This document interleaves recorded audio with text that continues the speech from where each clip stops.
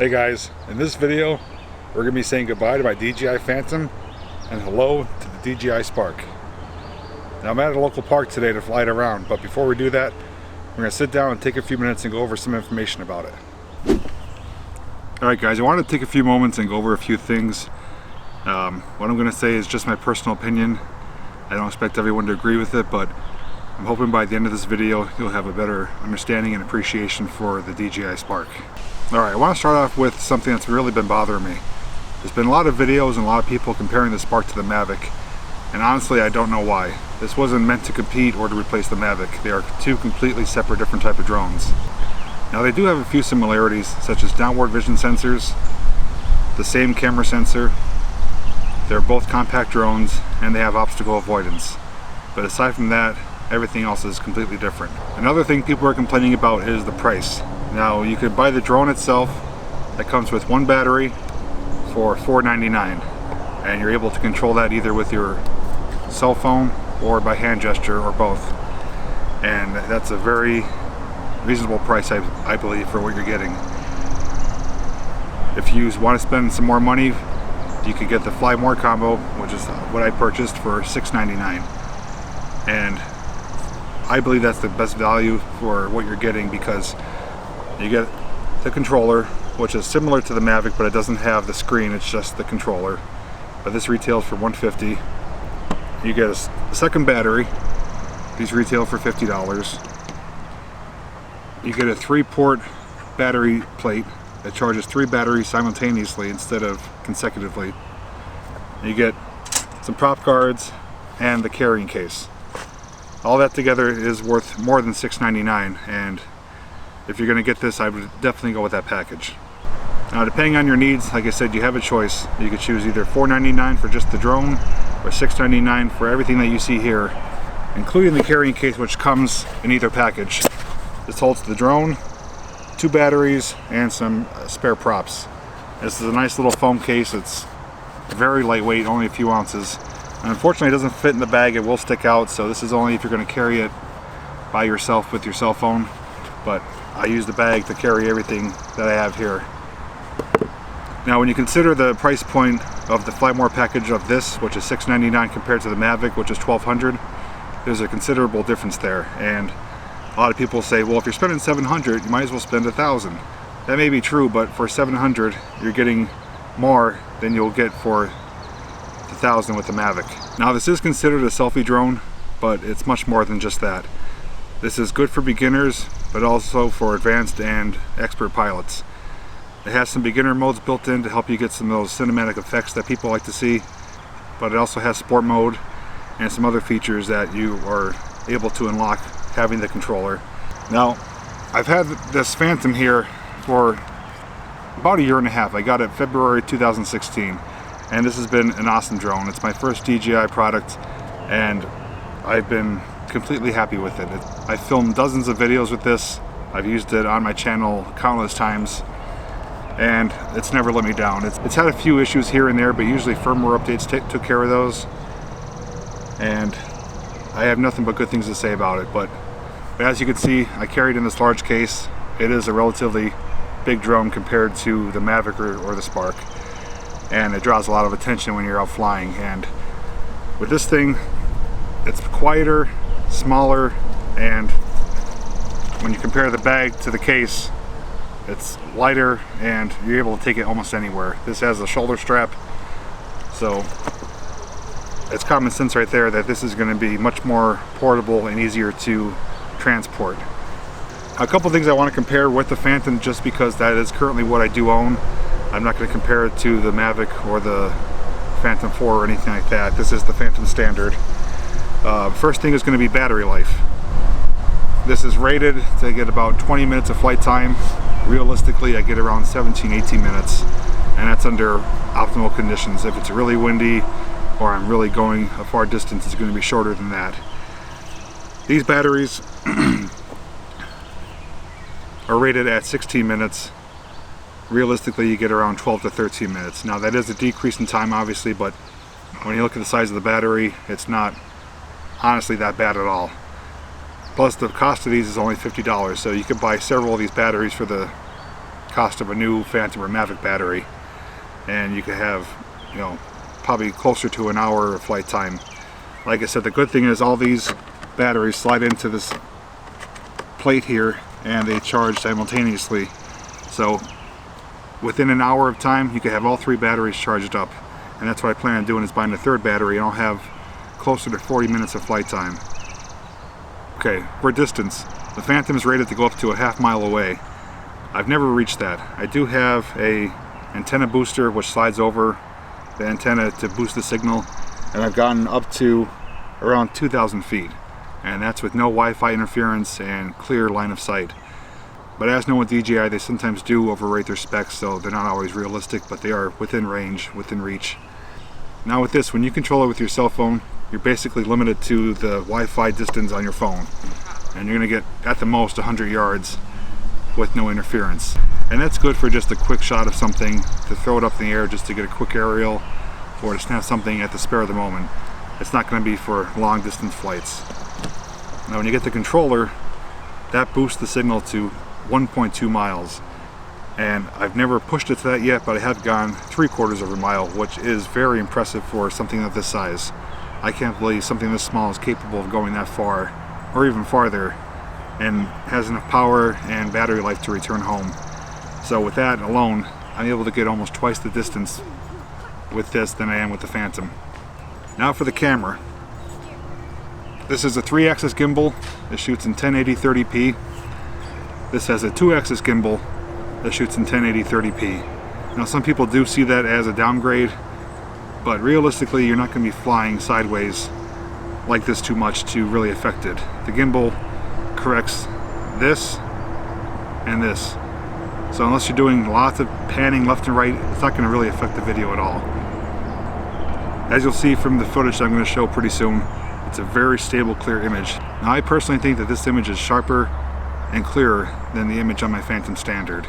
This thing is very impressive. Like I said, it does have the same sensor as the Mavic, but that is capable of shooting 4K. This is only able to shoot in 1080 30p, but I shoot all my videos in 1080 HD video. Most people don't have 4K TVs yet, so it's not going to really be a deal breaker for me. Down the road, I'm sure that's going to change, but for right now, this is ideal for what I need. Now, as I mentioned, there's 3 different ways to fly this. There is with your mobile device, you just connect it to the Wi-Fi. There is gesture mode, where you hold this in the palm of your hand, and the front here is a 3D sensor. This will recognize your face, and when you double tap the battery, it will take off and wait for your command. And to control it, all you do is hold your palm up. Once it recognizes it, you control it up, down, left, and right, and you can send it away by waving to it, and you can hold your arms up to bring it back. And once it's up in the air, it activates the tracking feature, which will follow you around. And if you want to take a snapshot, all you do is bring your fingers together like this, and it will take a selfie or a photo of yourself. Now, in gesture mode, it's only capable of taking photos at this point. Now, it is rumored that there will be a future update that will allow video mode with the gesture launch, so that way it's not just snapping photos, you're able to get some video also. So I'm looking forward to that. Now, the way I'm going to be flying it the most is going to be with this controller. This unlocks sport mode, which has a button right in the middle. It has the function button, a pause button,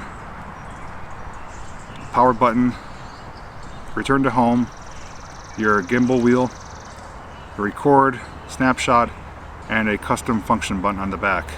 With this, it unleashes a lot of potential for advanced flyers. In sport mode, this thing will fly up to 31 miles per hour, and for something this small, it's almost like a race drone. It's very, very fast, very nimble. It turns on a dime, and it'll allow you to reach your distances much quicker. And you can toggle back and forth between sport mode and regular mode. Now, the way to fly it with the controller is to link up with the RC Wi-Fi. This has its own signal, and you connect it to your phone, and that's how you get the image, and it toggles between each other to make it fly. Now, one feature that is available that they didn't advertise is the use of the Otg cable. This plugs into the bottom of the controller, very similar to the Mavic controller, which plugs in on the side, and you plug the cable into your tablet or phone. And not only does that give you an HD clear signal, it boosts the range, and you don't have to use Wi-Fi on your phone. It's a direct connection and that's the way that I fly all the time, and I haven't had any trouble with it at all. No disconnects, no trouble with the range. Another thing too is you could toggle between 5.8 and 2.4 gigahertz depending on your area, depending on how busy the signals are. So you could choose what type of range you want to get with it. Now 5.8 usually doesn't go as far for distance, but it is a stronger signal, so it's good for flying nearby. And 2.4 is usually busier, but allows you to go farther. But again, you could control that in the app. And with the Fly More package, you get the props, which they recommend you use for the hand launch, just so you don't, cut your fingers open. But if you use some common sense, you don't need to use them. It comes with 2 sets of props, 2 batteries, the battery charging plate, the foam case, the bag, the controller, and obviously the Spark itself. They sell this in a variety of colors. I believe it's blue, white, yellow, green, and red. And I wanted to say too that this thing has a solid feel to it. It doesn't feel plasticky or lightweight. It's very heavy for its size, and that's going to help with flying in the wind, which is capable of flying in wind speeds up to 15 to 20 miles per hour. And again, for something this size, it's quite impressive. Alright, now what we're going to do is I'm going to try and demonstrate the gesture mode. It is a little bit breezy out today, around 10 miles per hour, so I'm not sure how well it's going to work, but we'll give it a try. If not, there are videos on YouTube showing how that operates. After that, we'll connect it to the controller and send it for a flight around the park. We'll bring it back and then we'll wrap it up. So hang on a second. Alright, right now I have the drone powered on. As you can see, I don't have any controls with me. I don't have my mobile device or my controller with me. It's on the table. So what we're going to do is hold it out. I'm going to tap the power button twice, and it should recognize my face and take off.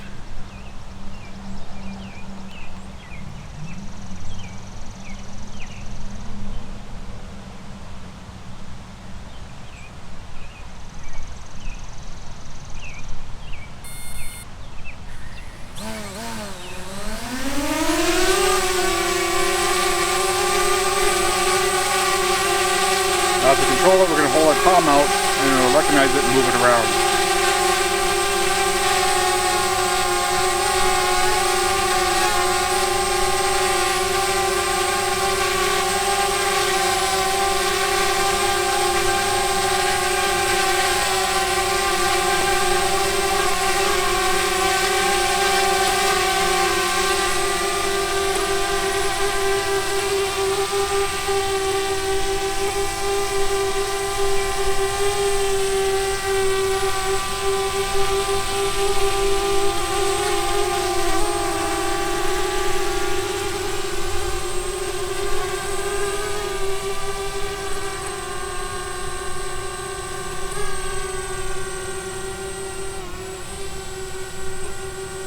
Okay, right now it's in tracking mode. It should follow me around.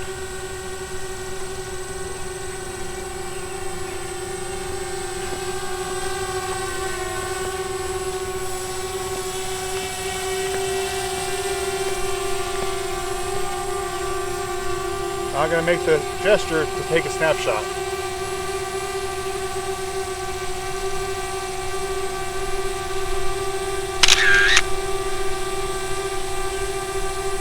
Bring it back, we're going to hold our arms up.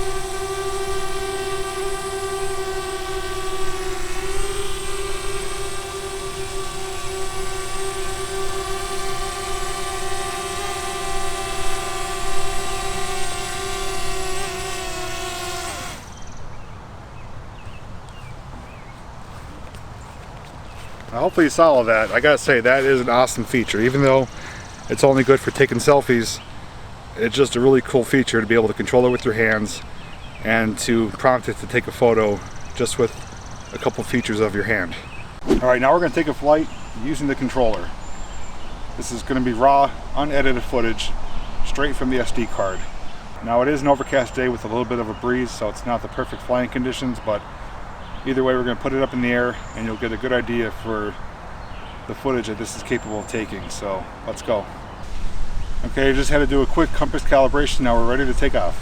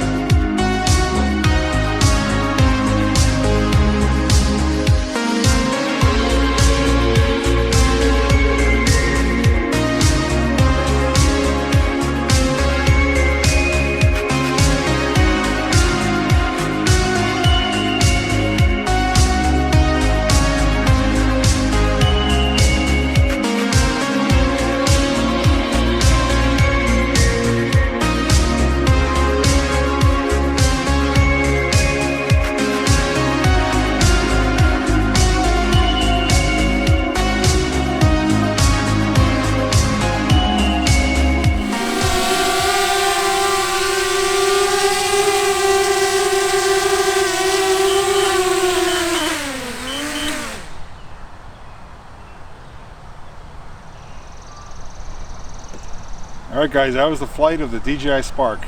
Now a few things I do want to note. I did toggle in and out of sport mode, so you will notice some times where the drone is going faster than other times. So that was only just to get out to where I wanted to get quicker. Also, I shoot my video on this camera that you're watching right now in 1080 60p, and that's how it gets uploaded and rendered on my editor. This gets filmed in 1080 30p, so if there is any type of jitteriness or glitching, it's not because of the drone, it's only because it's a difference of frame rate, but hopefully it works out in the end and it comes out nice and smooth. Last thing I want to say is that this drone, the Spark, is the fastest startup drone that they ever produced. From completely powered off to ready to fly, it's under 1 minute. It connects to GPS extremely fast, and the Wi-Fi connects extremely fast. So as long as your controller is binded to the Spark, you can be ready to fly in about 45 seconds, which is very impressive. My Phantom usually takes around a good 2.5 minutes to warm up, to get enough satellites and be able to fly. So if you're looking for something that's quick and easy to take up in the air, this is definitely it. With that said, that's all I have for today. Leave a comment below, let me know what you think of the footage, and if you have a Spark, let me know what you think of it. And this is going to be used in all my future videos on my channel for any aerial footage, so I hope you guys enjoy it. I'll see you in the next one.